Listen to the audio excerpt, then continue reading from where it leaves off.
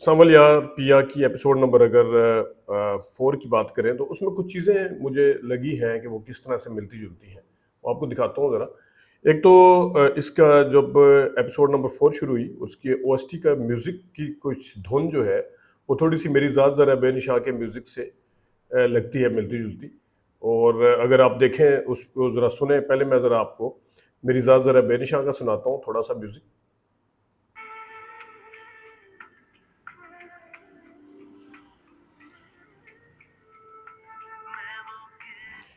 ये सुना आपने।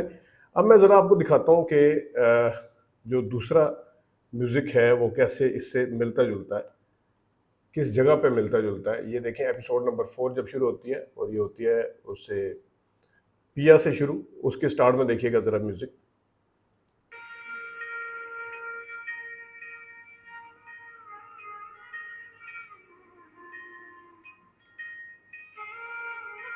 देखा आपने?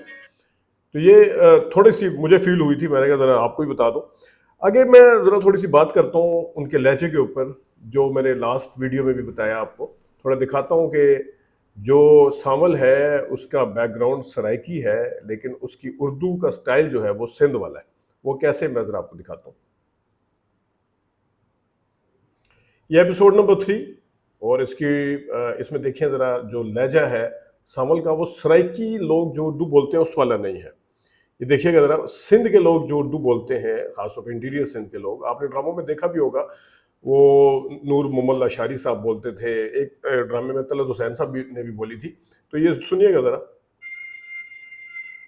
मेरे इलाके में आकर मुझे ये आंखें दिखाता है, दिल भर जाता है। तू ये अच्छी तरीका तू देखिएगा। जिंदगी में पहले काम पछतावे हैं, चल एक और ही से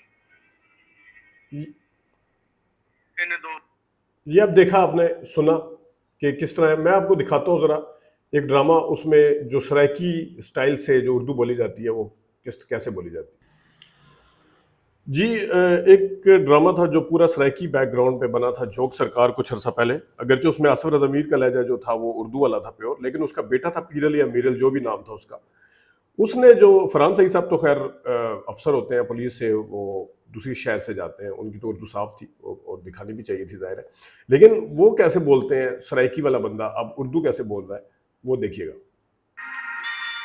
मतलब मतलब ये कि बिजली, गैस, पानी, तेरे थाने की मुरम्मत, यहाँ तक कि तेरे सिपाहियों का खर्चा पानी भी हवेली करती है। अब ये देखा आपने, कोई इसने ये नहीं कहा साईं तेरे खर्चे पानी, वो जो उस तरह बोलते हैं ना, तो मैं स्कीना समो का मैंने एक ड्रामा देखा था, वो भी सिंधी टच के साथ उन्होंने बोला था। तो उनकी वो कहते हैं उनकी बीवियां ड्राउनियां होती हैं क्या, तो ऐसे करके वो बोलते हैं।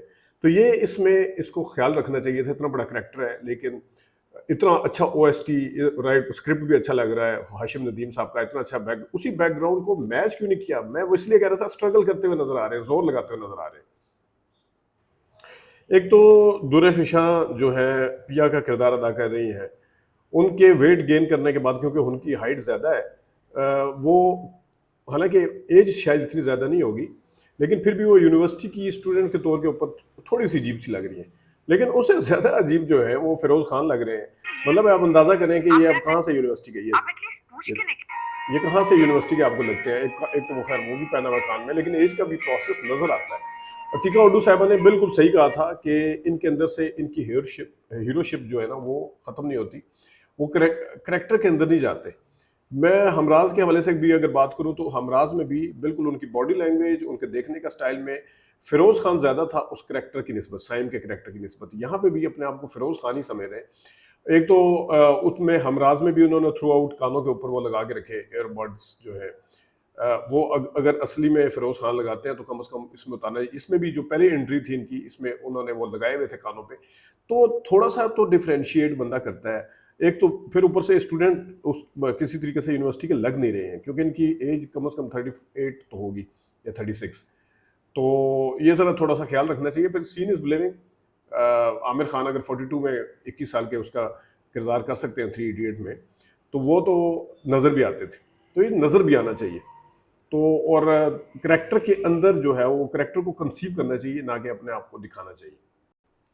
शेर की एपिसोड नंबर 37 पे थोड़ी सी बात कर लेते हैं। कुछ चीज़ें मुझे फील हुई, कुछ उसके हवाले से जिन्होंने अच्छी अदाकारी की वो वाले क्लिप भी आपको दिखाते हैं, फिर मंटो की भी कुछ चीज़ें आपको दिखाएंगे। लेकिन सबसे पहले तो आपको ये दिखाता हूँ कि जो अली तायर साहब जो हैं, यानी कि बदर अंकल चाचा जो हैं, वो जब गिरबान पकड़ते हैं, ये मैं एक सेपरेट शान के ऊपर वीडियो भी बना रहा हूँ आजकल, उसमें भी आपको दिखाऊंगा। लेकिन यहाँ मैं एक झलकी कराना चाहता हूँ। जो लोग शान को समझते हैं, शान के देखने का क्या स्टाइल है, उसकी आंखों के क्या स्टाइल होते हैं जिस टाइम वो देखते हैं गुस्से से, ये देखिएगा बिल्कुल यहाँ पे शान लग रहे हैं, बिल्कुल। ये देखिएगा जरा,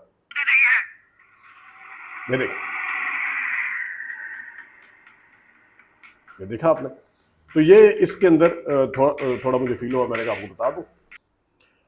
ताज बीबी ने शेर में जितने अपने किरदार को कंसीव किया, नबील साहब ने भी बहुत अच्छा कंसीव किया, बाकी करेक्टर भी अच्छा करे, लेकिन इन्होंने बहुत ही शानदार किया। मैं अक्सर रद्द-ए-अमल की बात करता हूँ।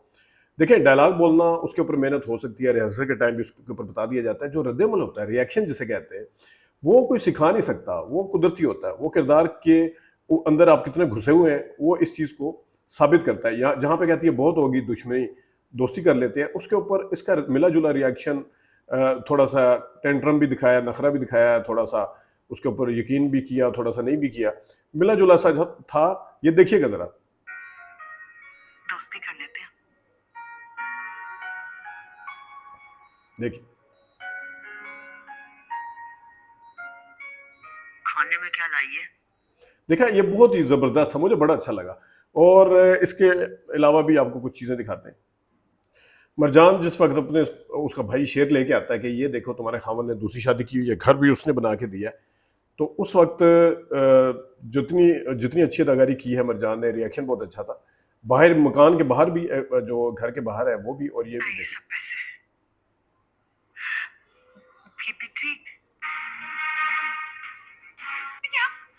किसने दिए ये सब पैसे, ये बहुत अच्छा। मतलब नौकरानी भी है लेकिन उसके अंदर शौकन भी नजर आ रही है, तो इसी तरह का गुस्सा, इसी तरह का रिएक्शन बनता था। और ये वो है जो डायलॉग है खामोश वाले जो है, वो मैंने आपको नहीं दिखाए, लेकिन वो आपने खुद देखे होंगे, बहुत जबरदस्त। आहत को पकड़े हुए 3 किस्तें गुजर चुकी हैं, घर के अंदर ऐसा ऐसा पता चल रहा है। पिछली दफ़ा भी मरजान को नहीं बताया था, हालांकि बीवी थी, बाकी सबको पता चल गया था। और अब एक और बड़ी तुक दिखाई कि अब उसकी बहन को भी, यानी घर के अंदर दोनों माओं को भी पता है, बदर चचा को भी पता है, इसके खामद को भी पता है जो आगे बैठी है, दूसरी वाली बहन। लेकिन ये यहाँ पे क्या कह रही है, सुनिएगा जरा। सब खत्म हो गया नसीब, सब बर्बाद हो गया। अब हुआ क्या है? आहत भाई तो ठीक है ना? मतलब अंदाजा कर रहे हैं कि आहत भाई तो ठीक है, इनको अभी तक पता ही नहीं है। ये थोड़ी सी लॉजिक नहीं है घर के अंदर जब माहौल इस तरह का होता है, खासतौर पे जो इसका खामद है फहद, जो भी वो है, वो तो है ही इसके खिलाफ, वो तो फौरन बता देता ताने देने के लिए, लेकिन आपके सामने है। ये थोड़ा सा देखा जाना चाहिए, और इसको ड्रामे को मेरे ख्याल में आप वैसे भी आने वाली 2 किस्तें इसकी आखिरी हैं। मैं मंटो नहीं हूँ, एपिसोड नंबर 20 शुरू का सीन है जहाँ पे सज्जल और हजरत बैठे हैं।